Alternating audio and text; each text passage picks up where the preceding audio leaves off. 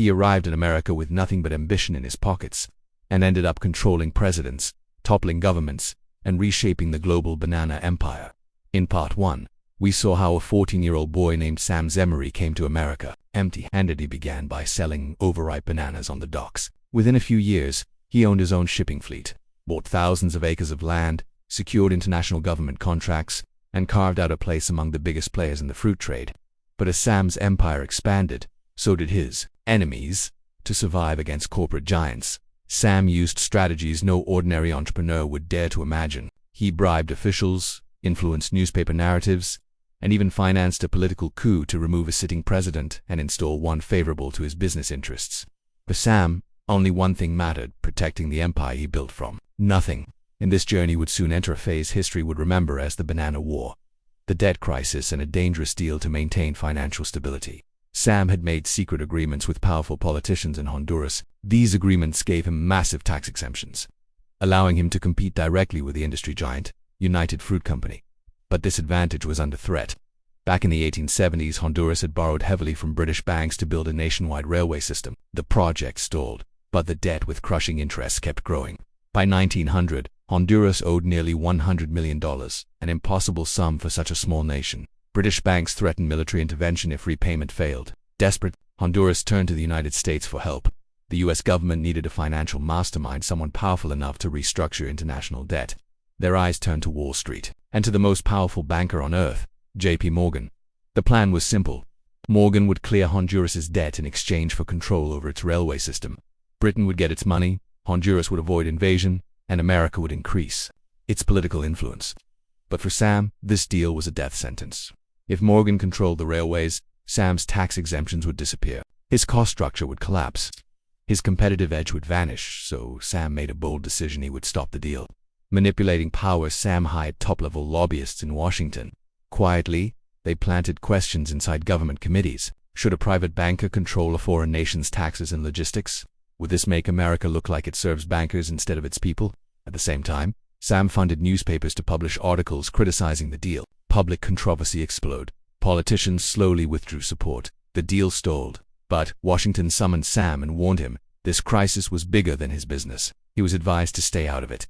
Sam understood something clearly: if he couldn't stop the deal in Washington, he would change the government signing it. The coup: Sam secretly contacted former Honduran President Manuel Bonello, who still had strong local support. The secret agreement was made: funding and tactical support in exchange for protecting Sam's business interests. Sam assembled a 300-man armed force, equipped them with modern weapons and a tactical ship, and launched an operation in September 1910. City after city fell under their influence. When they surrounded the presidential palace, they issued an ultimatum: resign or face an advancing army. There was no army. It was a psychological bluff. The president resigned. Bonilla took power, and Sam secured 25 years of tax exemptions, 25,000 acres of land, and massive financial benefits. He had just reshaped the nation's power structure to protect bananas. The corporate war, despite his rise. United Fruit Company remained the dominant force, exporting millions of tons of bananas with massive capital and tens of thousands of employees. Sam's company was smaller but more profitable. As plantations expanded across Central America, tensions rose between Honduras and Guatemala, each backed by rival fruit companies. Political pressure mounted. A military clash loomed. To prevent conflict between two American-backed corporations, the U.S. State Department intervened. The solution: a merger. Together, the new entity would control 68% of the global banana market. For Sam, it meant selling his company in exchange for 300,000 shares, worth $31 million, making him one of America's richest men. But he had to retire from the banana business. He agreed. The comeback then came: the Great Depression. Between 1929 and 1933, United Fruit's stock crashed by 85%. Sam's fortune shrank dramatically. But Sam wasn't the kind of man who watched from the sidelines. He returned to the docks, inspected ships, visited plantations, spoke to workers. He discovered the real issue wasn't the market, it was poor management. The board ignored him. So Sam went directly to the largest shareholders. Over 6 months he collected proxy votes.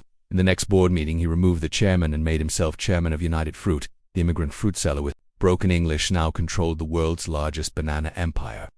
Within weeks, stock prices jumped from $10 to $26. War, reinvention, and loss. In 1939, World War II began. Shipping routes fell under military control. United Fruit lost 19 ships during the war. Demand for bananas collapsed. Sam pivoted. He converted banana plantations into palm oil and industrial hemp production. While competitors went bankrupt, United Fruit survived.